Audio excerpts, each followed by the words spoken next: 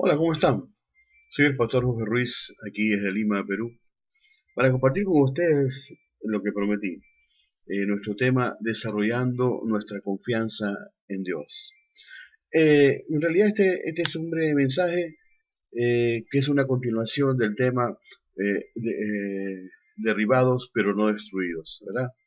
Y quiero leer de manera de introducción brevemente el pasaje donde Pablo menciona estas palabras, ¿no? Y que está en 2 de Corintios, capítulo 4, verso 7 al verso 9, donde dice, pero tenemos este tesoro en vasos de barro, para que la excelencia del poder sea de Dios y no de nosotros, que estamos atribulados en todo, mas no angustiados, en apuros, mas no desesperados, perseguidos, mas no desamparados, derribados, pero no destruidos, ¿no? En realidad hay muchas palabras aquí bastante positivas de parte del apóstol, ¿verdad? Pero la que más me impactó a mí fue esta, ¿no? Derribados, pero no destruidos. Por eso es que compartí sobre ello, ¿verdad? Porque bueno, siempre, yo sé que todos pasamos a veces por tribulación, pasamos a veces por angustias, ¿no? Somos perseguidos, ¿no? Pero también somos derribados, ¿no? Yo creo que es la palabra que resume todo, ¿no? Derribados por las circunstancias, derribados por adversarios, en fin, derribados, ¿no? Pablo fue literalmente derribado por adversarios, ¿no? Del Evangelio, ¿no? Adversarios de la obra de Dios, ¿no? Y también muchas veces por circunstancias difíciles que le tocó vivir, ¿verdad? Esto en lo emocional, ¿no? Cuando imagínense estaba en la cárcel, sin dinero, en fin. Pero eh, siempre él salió vencedor, ¿no? Siempre él salió vencedor, no fue destruido, ¿no? Siempre se levantó y siguió para adelante, cumpliendo con el propósito de Dios para su vida. Y vimos cuál fue la clave espiritual esencial, ¿no? Que Pablo tuvo.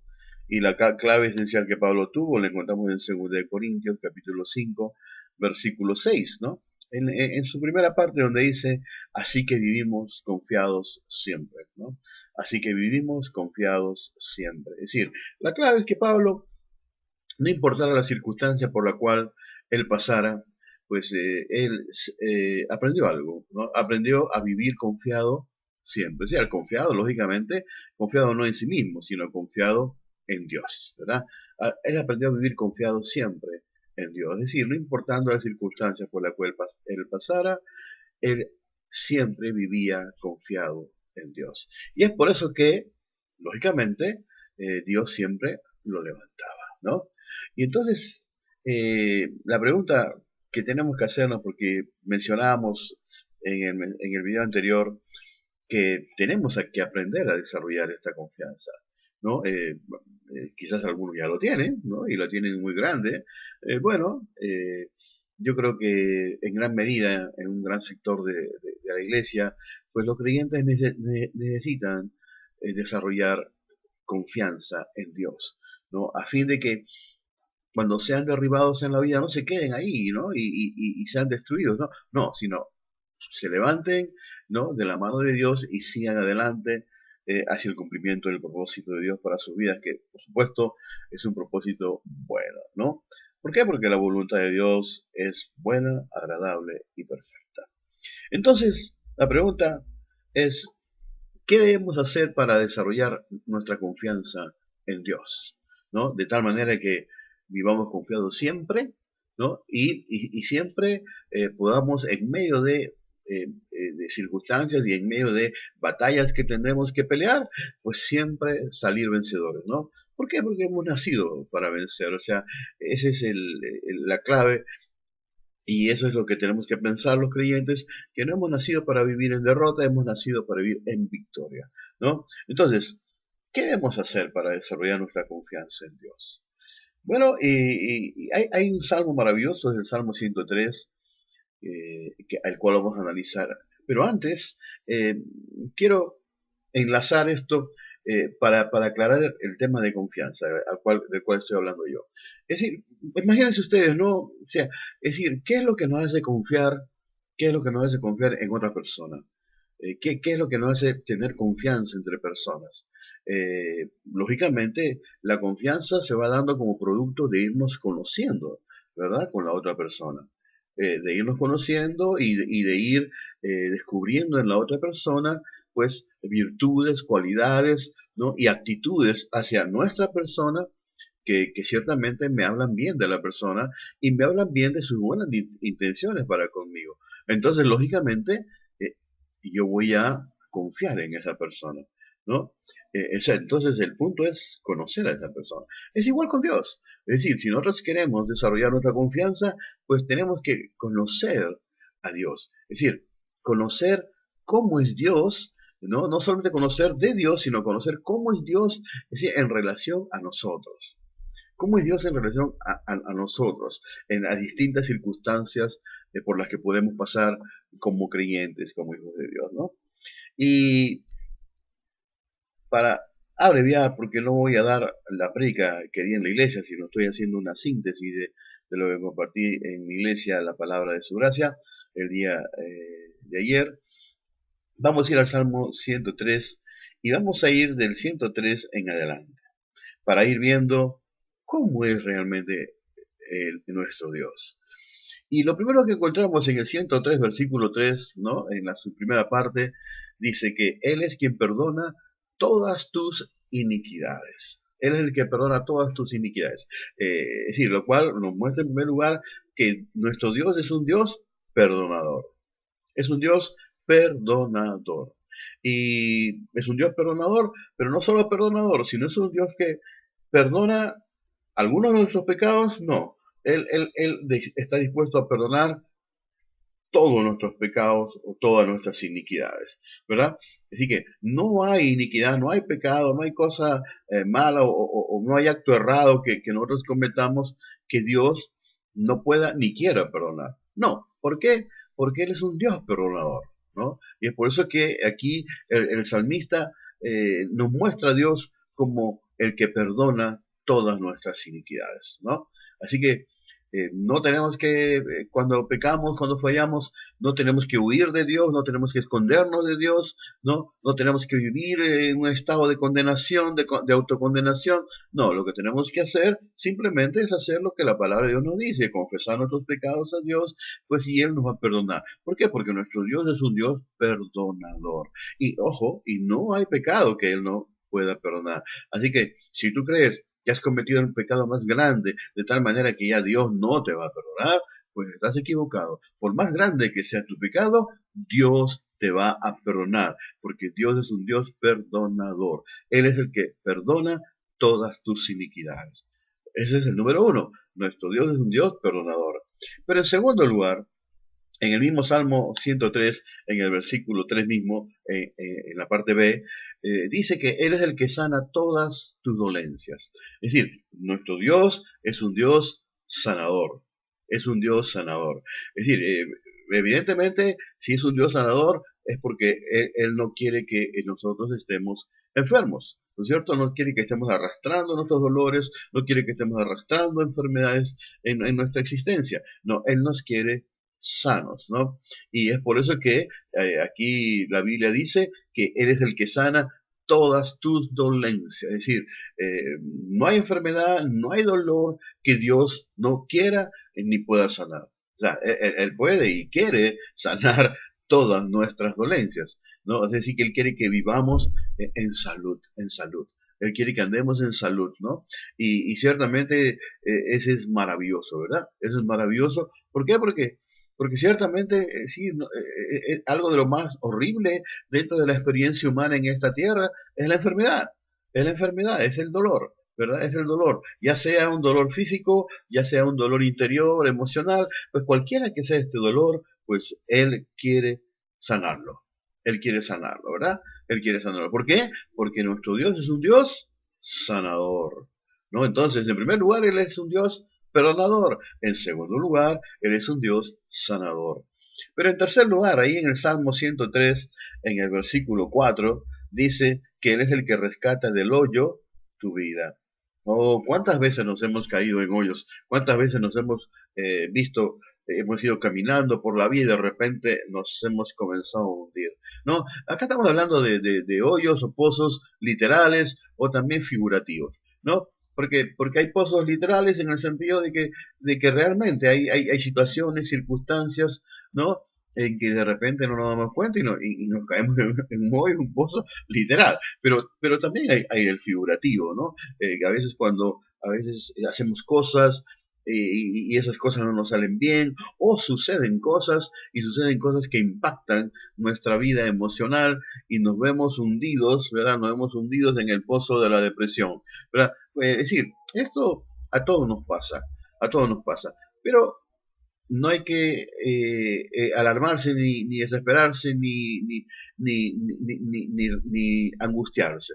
Lo que tenemos que hacer, ¿qué cosa es entender que nuestro Dios es un Dios que rescata del hoyo nuestras vidas. Es decir, que entonces Él está dispuesto a hacerlo, Él está dispuesto a sacarnos inmediatamente de ahí. Lo único que tenemos que hacer es exclamar, Señor, mira, estoy aquí, Señor, toma de tu mano, sácame de este pozo, sácame de este hoyo, porque no quiero estar más aquí. No quiero estar más aquí. Quiero estar arriba, quiero estar en tierra firme, porque Señor, tú tienes un propósito para conmigo, y Señor, yo tengo sueños, sueños que tú me has dado, y ciertamente yo quiero realizar estos sueños. Yo quiero cumplir con todo lo bueno que tú quieres que yo cumpla en esta tierra. Y lógicamente, Dios nos va a sacar. ¿Por qué? Porque nuestro Dios es un Dios que rescata del hoyo nuestras vidas. O sea, Él no nos va a dejar, Él no va a pasar de largo, no vamos a estar gritando, Señor, Señor, sácame del hoyo, y Él se va a pasar de largo. No, no, no, Él no se va a pasar de largo. Él ciertamente va a extender su mano y va a rescatarnos, va a sacarnos del hoyo, va a ponernos en tierra firme para que nosotros sigamos con nuestro destino en Cristo Jesús, ¿verdad? Ahora, muy bien, siguiendo con otra característica de cómo es nuestro Dios, en el Salmo 103, versículo 4, en la parte B, dice que Él es el que te corona de favores y misericordias. El que te corona de favores y misericordias. Es decir, esto me gusta mucho. ¿Por qué? Porque nos habla de que, hermanos, una vez más, aquí se manifiesta la gracia de Dios y la misericordia de Dios. Esto que fluye del trono de la gracia, como está en hebreo, ¿no? Favor y misericordia, o sea, gracia y misericordia, gracia y misericordia. Ustedes saben que gracia significa también favor, ¿no es cierto? Y gracias, o sea, cuando Dios hace cosas en nuestra vida, es decir, cuando hace cosas en nuestra vida, necesitamos que Dios haga algo en nuestra vida. Ese también es gracia, ¿correcto? Y eso también es favor. Entonces, nuestro Dios es un Dios que nos corona de favores y misericordias. Es decir, habrá momentos en que nosotros realmente, pues hemos metido la pata y realmente no merecemos nada, ¿no? Pero gloria a Dios, o sea, Él nos corona de favores y misericordias. Y la misericordia, ¿qué cosa es? No es otra cosa que el amor que se extiende al que no lo merece, ¿verdad? Y entonces, qué bueno, ¿verdad?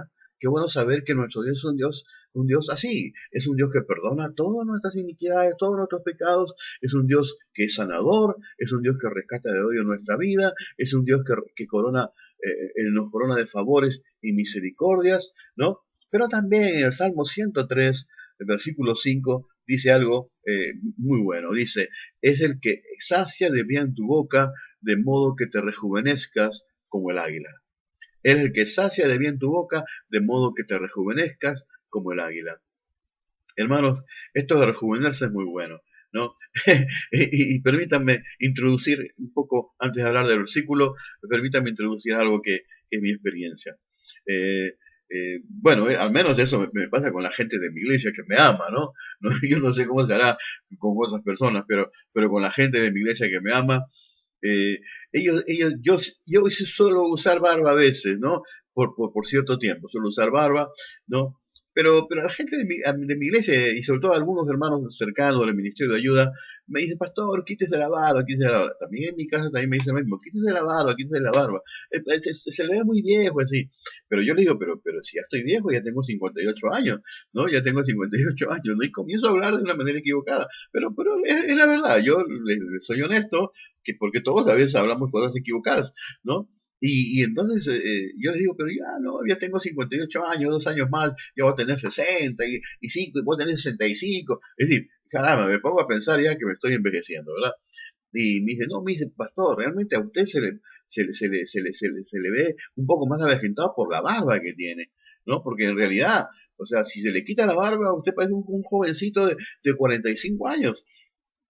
Y según ellos, ¿no? Y justo tengo hermanas que tienen peluquerías, o sea, ¿sabes? Las peluquerías para los que no son de Lima o no son de Perú, la peluquería, no sé si sería igual en su sitio, pero la peluquería es donde te arreglan el pelo, ¿no? Te afeitan la barba, o sea, te trabajan con todo tu carita, ¿no? No solamente te cortan el pelo, te arreglan la barba, sino también te arreglan otras partes del rostro, en fin, te hacen maquillaje, te hacen relajación muscular, bueno, esa es una peluquería aquí, ¿no? Y entonces, y tengo hermanas que son así, ¿no? Y entonces me voy unos días, me invitaron a almorzar a la casa de una hermana que vive en el tercer piso, pero en el primer piso, una de las hermanas de ella, ¿no? De mi hermana Martita, que quiero mucho, una de sus hermanas que se llama Flor, y a la cual yo le llamo Flowers, ¿no? Y la saludo, ¿no? Y le digo, hola Flowers, ¿cómo estás? Y me agarra y dice, pastor, venga para acá, venga para acá, y me sientan, ¿no? Y me sientan y dice, venga para acá para cortarle el pelo y para afeitarlo. Uy, y dije ya, bueno, vamos a hacerlo. Bueno, y me agarró y me cortó el pelo, me afeitó y todo lo demás, ¿no? Y me dice, pastor, me dice, es increíble, me dice, pastor, ¿no? Y me dice, pastor, realmente usted, sin la barba, parece que tuviera 10 años menos de lo que usted tiene, ¿no? 10 años menos de lo que usted tiene. Y realmente se le ve rejuvenecido así. No, mírese. Entonces me miré, y realmente era cierto, ¿no? Era cierto que cuando yo me quito la barba, parezco más joven, ¿no? Entonces, es que a veces nosotros no nos psicoseamos con esto de la edad, ¿no? De la edad, ¿no? Y comenzamos a pensar que ya estamos viejos y cosas por el estilo. Pero en realidad, a veces ni aparentamos nuestra edad, ¿no? Ni aparentamos nuestra edad, aparentamos mucho menos, ¿no? Y es interesante, bastó que me quitara la barba, eso sí, me cortó demasiado el bigote y no me gusta, porque a mí me gusta mi bigote hasta abajo, ¿no? Mi mostacho, pero me lo quitó, pero bueno, ¿no? Como era gratis el corte, así que no podía reclamar, a caballo regalado no se le mira el diente, ¿no? No se le mira el diente. Y entonces dije, bueno, está bien, hermanita, muchas gracias, ¿no? Por su corte. Ahora voy a subir arriba donde Martita que nos invitó a almorzar. Muy bien. Y entonces, ¿qué quiero decir con esto, no? Quiero decir que cuando aquí el salmista habla de que nuestro Dios es un Dios que sacia de bien nuestra boca, de modo que te rejuvenezcas como el águila. Sabemos que el águila es una ave preciosa, ¿no? Es un símbolo también del creyente, ¿no? O sea, nosotros no solamente somos representados como ovejitas, ¿no? En la Biblia, también somos representados como águilas, o sea, somos vistos como águilas de parte de Dios, ¿no? ¿No? Somos águilas, y como tales debemos comportarnos en nuestra existencia como águilas, ¿no? No solo como ovejitas, ¿no? Entonces, las águilas cuando ya un tiempo en que han envejecido, ¿no? Han envejecido, se sienten un poco que ya no pueden hacer lo mismo que antes porque sus garras se les han doblado demasiado y son débiles, no pueden atrapar las presas, su pico se les ha doblado demasiado, no pueden comer, sus plumas se les han desbaratado, ya no parecen plumas, parecen pelo de perro mal bañado, ¿no? Y lo cierto es que estas águilas ya no parecen águilas, ¿no? Entonces cuando las águilas se ven así, se sienten impotentes de hacer lo que siempre han hecho, de volar alto, de comer rico y todo eso, pues ellos, ¿qué hacen? Ellos no se desmoronan, sino simplemente van hacia un cerro así de tipo peña, ¿no? De piedra, o sea, rocoso, y van allí y lo que hacen ellos, hacen un proceso de rejuvenecimiento, ¿no? Ellos agarran, eh, se, se, se- primero se comienzan a quitar todas las plumas con lo que tienen en la mano, las pocas garras que tienen, se quitan las plumas, ¿no? Con el pico se ayudan, se quitan esas plumas horribles, ¿no? Luego agarran y comienzan a arrancharse las garras que tienen, que ya no son garras, que son de plástico, que se les mueven y se sacan las garras, se quedan sin garras, ¿no? Luego se rompen el pico, se van golpeando contra la roca y se rompen el pico hasta que se quedan sin pico. Imagínense, ya tú lo miras y ya no parece un águila, ¿no? Que parecerá otro tipo de animal, ¿no? Parece un pollo listo para meterlo a la brasa, ¿no? Un pollo a la brasa aquí en Lima y en Perú que comemos tanto pollo a la brasa, ¿no? De lejos dice, este es un listo pollito para la brasa, ¿no? Pero no, es un águila sin pico, es un águila sin garras, es un águila sin pluma, ¿no? Y eso es lo que hace el águila. Pero ¿qué pasa? Lo hace con un esto, ¿no? Con una intención. ¿Por qué? Porque Dios le ha puesto al águila este proceso y le ha puesto al águila este instinto de rejuvenecimiento. No, porque es por instinto que lo hace el águila, ¿no? El águila no sabe, sino instintivamente, él intuye lo que va a ocurrir, ¿no? Y entonces, y eso se lo ha puesto Dios, es una ley natural, o sea, Dios le ha puesto eso al águila, y entonces el águila hace todo esto ¿para qué? Para rejuvenecer, para volver a ser como era antes, cuando era joven, ¿no? Y entonces, de repente, pues al águila va pasando el tiempo, se queda allí mucho tiempo, y pasa el tiempo y le comienza a crecer nuevas plumas hermosas, bellas, ¿no? Luego le comienzan a crecer unas garras bien duras, y luego le comienza a crecer un pico hermoso, largo, y ¿no? Con su puntita abajo, es decir, un águila nueva. Un águila nueva, un águila rejuvenecida, ¿no? Un águila rejuvenecida lista para volar y para atravesar las tormentas otra vez, lista para ir en casa de la mejor empresa, es decir, lista para lo mejor de la vida, ¿no? Bueno, cuando dice aquel salmista que nuestro Dios es el que sacia de bien tu boca, de modo que te rejuvenezcas como el águila, la idea central no es tanto que nos quedemos en el águila, sino la idea central es que Dios quiere que nosotros, ¿verdad? Conforme pasan los años, tanto en lo natural como en lo emocional, tanto en lo físico como en lo emocional, pasan los años pues, y nos sentimos así, que ya no podemos y tenemos que conformarnos con lo poco que este mundo nos pueda dar, porque ya estamos viejos, ya estamos de esto. No. Dios tiene un método para que nosotros nos rejuvenezcamos tanto por dentro como por fuera. O sea, y el método es que él sacia de bien nuestras bocas. Él sacia de bien nuestras bocas. Ahora, uno se pone a pensar, pero ¿qué? Dios nos da una comida especial, el elixir de la juventud, ¿qué es lo que Dios nos da? Es decir, ¿cuál es el alimento del creyente? El alimento del creyente es la palabra de Dios. Es la palabra de Dios. O sea, es decir, no solo de pan vive el hombre, sino de toda palabra que sale de la boca de Dios. Pero esa palabra de Dios, que es nuestro alimento, ¿qué hace Dios? Dios no quiere que esa palabra pase a nuestro estómago. No, no, porque no hay estómago espiritual, ¿no? Lo que hay es un corazón. Ahí es donde tiene que morar la palabra, no en el estómago. O sea, en el hombre interior no se habla tanto de estómago, sino se habla de un corazón, ¿no? Entonces, y dice que la palabra de Cristo muere en abundancia en nuestros corazones. Eso es importante. Pero aquí habla de que él quiere que la palabra esté en nuestra boca. Dice que Él sacia de bien tu boca. O sea, lógicamente con la palabra de Dios. Con la palabra de Dios. Entonces, y lógicamente Él quiere que la palabra esté en nuestra boca.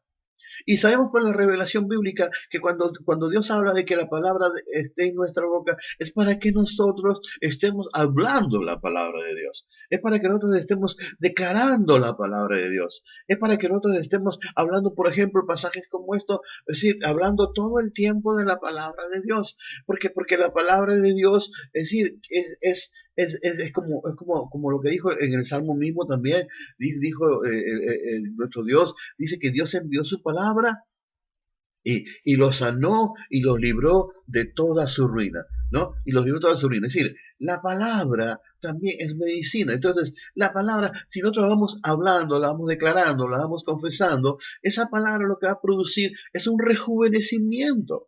Es un rejuvenecimiento, es decir, interior y exterior. Y exterior. Y es así.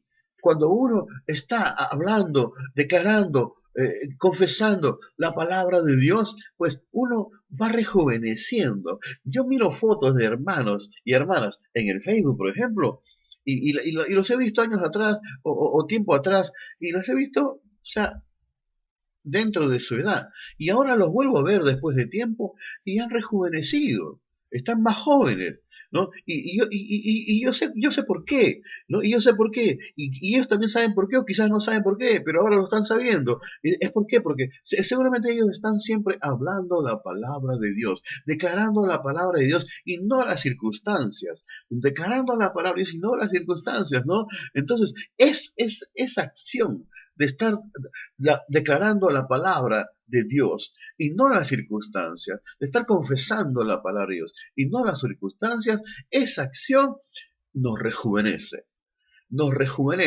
interiormente y nos rejuvenece externamente.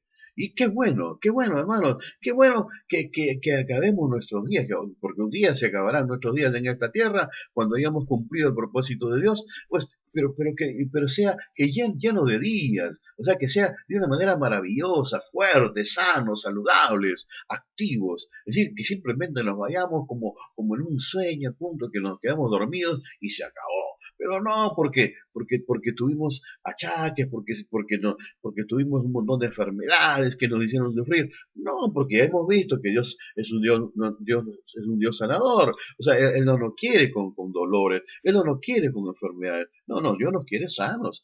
No, Dios no, entonces Dios quiere que nos vayamos, pero que nos vayamos sanos, ¿no? Pero también quiere que nos vayamos rejuvenecidos, ¿no? Irnos así, ¿no? Pero no solo que nos vayamos, ¿no? Porque todavía no hay que irnos, al menos yo no, porque yo todavía tengo que cumplir con el propósito para mi vida. No se ha cumplido, no se ha cumplido, ¿no? Y basado en eso sé que todavía quedaré, ¿no? Por un tiempo, ¿no? Hasta que se cumpla lo que Dios me habló. Entonces, y lo que Dios me mandó a hacer, ¿no?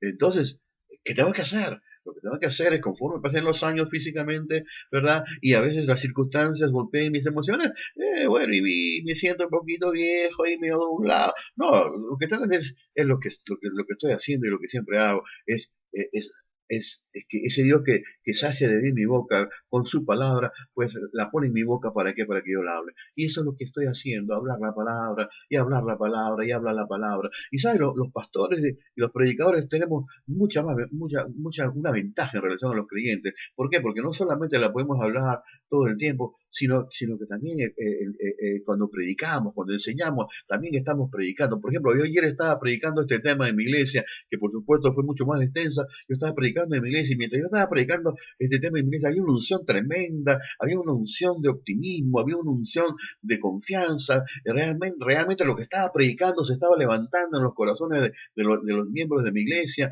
y también en mi propio corazón. Y entonces, es decir, eso es lo que ocurre cuando la palabra sale de nuestra boca, ¿no? Por eso es que también dice la Biblia que la fe es por el oír y el oír por la palabra de Dios. La fe no es por el leer la palabra, la fe es por el oír y el oír por la palabra de Dios. Oír la palabra, o sea, sí, oír la palabra hablada, ¿no? Hablada. ¿Y qué mejor que salga de tu boca? Qué mejor que salga de tu boca, ¿no? Entonces, hermano, de esta forma nos vamos rejuveneciendo como las águilas, ¿no? Porque eso es lo que somos en el ámbito espiritual, somos águilas, ¿no? No solo ovejitas, no solo ovejitas, ¿no? Así que nuestro Dios es el Dios que sacia de bien nuestra boca, porque Él quiere que nos rejuvenezcamos. O sea, nuestro Dios no nos quiere viejos, nos quiere siempre jóvenes, fuertes, o sea, que podamos cumplir con la tarea que tenemos que cumplir, que podamos ir a conquistar, pues, la tierra que tenemos que conquistar en el nombre de Jesús. Aleluya, ¿no? Y finalmente, encontramos en el Salmo 103, versículo 6, dice el salmista que Jehová es el que hace justicia y derecho a todos los que padecen violencia. Que Jehová es el que hace justicia y derecho a todos los que padecen violencia.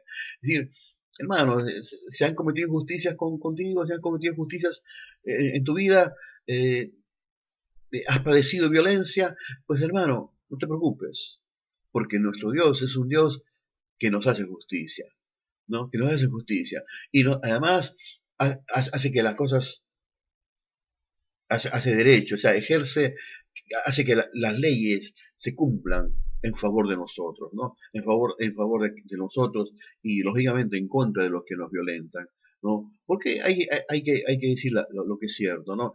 Es decir, nosotros no tenemos que chocar con aquellos que nos hacen daño. O sea, Dios se ocupa de ellos, ¿no? Por eso dice la Biblia, mía es la venganza, dice el Señor, ¿no? Por eso hay de aquellos que chocan con nosotros. ¿No? ¿Por qué? Porque no solo no chocan con nosotros, porque detrás de nosotros está Jehová de los ejércitos. Jehová de los ejércitos, el mismo que estuvo ahí detrás de David, el mismo que estuvo detrás de David, ¿verdad? El mismo que estuvo respaldando a David frente al gigante de Goliat, ese es el mismo Jehová que está con nosotros, respaldándonos frente a los gigantes que se enfrentan contra nosotros para hacernos injusticia, para hacernos padecer violencia. Pero, gloria a Dios, hermanos, que tenemos la victoria con Jehová de los ejércitos, tenemos la victoria con Cristo Jesús. Entonces, ¿cómo es nuestro Dios? ¿Cómo es nuestro Dios? Es un Dios perdonador, es un Dios sanador, es un Dios que rescata del hoyo nuestras vidas, es un Dios que nos corona de favores y misericordias, es un Dios que sacia de bien nuestra boca para que nos rejuvenezcamos como el águila, es un Dios que nos hace justicia, que nos hace derecho a todos los que padecen violencia, es decir, que realmente pues hace que las cosas se pongan como tienen que estar realmente, ¿no? Es decir, Dios es un Dios bueno, en conclusión, es un Dios maravilloso, es un Dios todopoderoso, y todo lo que Dios es, recuerda lo que te voy a decir ahorita, todo lo que Dios es, y está revelado en la palabra, todo lo que Dios es, lo es para nosotros. Lo es para nosotros, hermano. ¿Por qué? Porque nosotros somos sus hijos. Nosotros somos sus hijos amados. Y Él solo quiere lo bueno para nosotros, sus hijos amados. ¿Cómo no confiar en este Dios? ¿Cómo no confiar en este Dios? ¿Cómo no confiar en este Dios? Te animo, hermano. Desarrolla tu confianza en Dios. Pero ¿sabes cómo? Agarra este pasaje y medítalo, medítalo, medítalo. Es decir, añádele a cada punto que te he mencionado, añádele otros versículos de la Biblia. Conviértelo en todo un estudio bíblico. Y hermano, y medítalo, y medítalo, y medítalo, y háblalo, y enséñalo, y compártelo. Hermano, y tú vas a ver, hermano, cómo tu confianza se va a ir desarrollando, y desarrollando, y desarrollando. Pero eso sí, hay una clave importante, ¿no? Y es el segundo punto para desarrollar confianza. O sea, hay que hacer la mezcla poderosa. Yo le llamo así, hacer la mezcla poderosa, es la mezcla explosiva, ¿no? Es decir, ¿cuál es la mezcla poderosa? Es la que está en Hebreos 4, versículo 2, donde dice, porque también a nosotros se nos ha anunciado la buena nueva, como a ellos, pero no les aprovechó el oír la palabra por no ir acompañado de fe en los que lo oyeron. Se está hablando de los israelitas. Ellos recibieron una buena noticia, ¿no? Que Dios les había entregado una tierra maravillosa que fluía leche y miel, ¿no? Pero lamentablemente, la primera generación de los israelitas no le creyó a Dios. No le creyó a Dios. Y como no le creyó a Dios, pues no entró en posesión de la tierra prometida. No entró en posesión de la tierra prometida. La gran mayoría de ellos murieron en el desierto. Vagando 40 años, murieron en el desierto.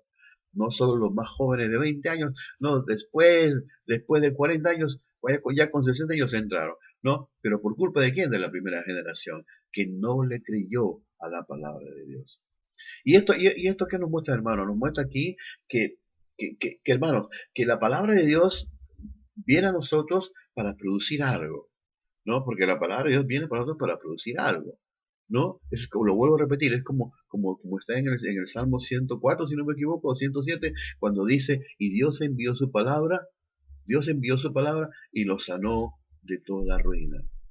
O como dice en Isaías, ¿no? Que Dios no envía su palabra sin propósito, sino Él envía para que haga aquello para lo cual Él ha enviado. Es decir, Dios siempre envía su palabra para producir algo en nuestras vidas. Y es como ahora, esta palabra, por ejemplo, está llegando a ti para producir algo, está llegando a ti para producir el que tú pues desarrolles tu confianza en Dios. ¿Verdad? Yo sé que ya está comenzando a levantarse tu confianza en Dios. Si estabas en un nivel de confianza, yo sé que vas a ir a otro nivel de confianza. Y si haces el trabajo que te he dicho de convertir todo esto en un estudio bíblico, añadiéndole otros pasajes de la Biblia y meditándolo todo el tiempo y hablándolo y enseñándolo y compartiéndolo, vas a ver cómo tu nivel de confianza va a ir en aumento, en aumento, en aumento y en aumento. ¿Verdad? Pero el punto clave es que tienes que mezclar esta palabra con la fe. La fe.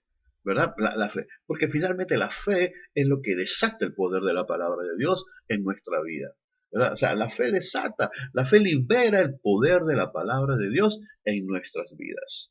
Es decir, la fe es lo que hace que la palabra de Dios funcione para nosotros, funcione para cada uno de nosotros, funcione en nuestras vidas, ¿no? Si nosotros no le creemos a Dios, si no le creemos a Dios, pues la palabra de Dios pues no va a funcionar en nuestra vida. Pero si le creemos a Dios, como creo que ustedes van a hacer, creer a la palabra de Dios, pues esta palabra de Dios va a funcionar en sus vidas. Así que hermanos, creámosle a la palabra de Dios y desarrollemos nuestra confianza en Él. Y entonces, hermano, podemos nosotros, hermanos, ser derribados, pero jamás seremos destruidos. Siempre nos levantaremos en victoria. Siempre venceremos. Y no solo venceremos, sino avanzaremos. Sé bendecido en el nombre de Cristo Jesús. Te amo mucho en el nombre de Jesús. Hasta la próxima. Ahí nos vemos.